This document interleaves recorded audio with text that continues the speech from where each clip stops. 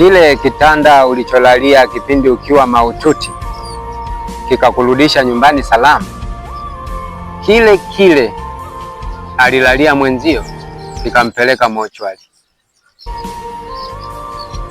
Hiki ni kiburi cha uzima tu.